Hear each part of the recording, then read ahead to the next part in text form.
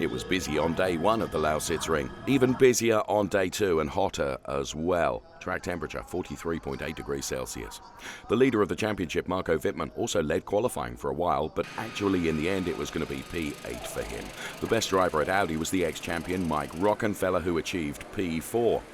Robert Wickens, lying in wait for Mercedes-Benz, would go from P3, and it would be Timo Glock for BMW on the front row with P2. Originally, Christian Vitouris got P2, but was handed a 5-place grid penalty for blocking Matthias Ekstrom in quali. The other Pink Panther, though, conquered the Lausitz Ring. Austrian Lucas Auer rushed in a 1:16.861 to put it on pole position. Uli Fritz from Mercedes-Benz must be feeling confident ahead of the race. There's Jens Marquardt from BMW, and we go into the Audi garage as well as Dieter Gas in conversation there, and the race gets underway.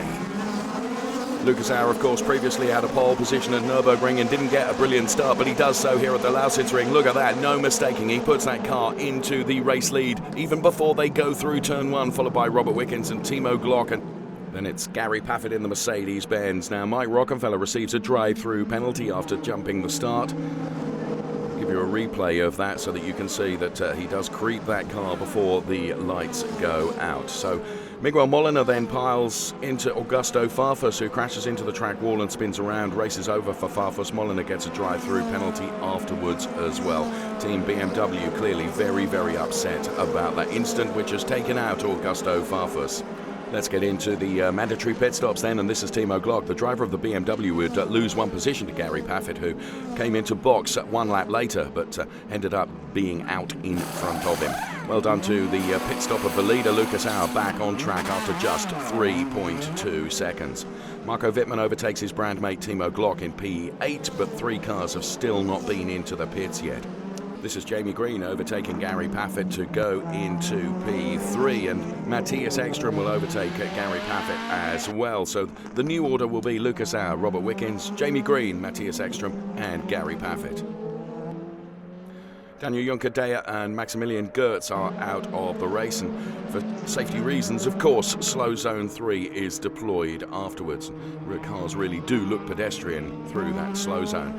Christian Vitouris tries to overtake Marco Wittmann, but Vitouris missing the braking point and locking up and running very wide, so no problems for Marco Wittmann there. One of the last to pit was Matthias Ekstrom, and he was picking them off. First it was Jamie Green for P3, then it was Robert Wickens for P2.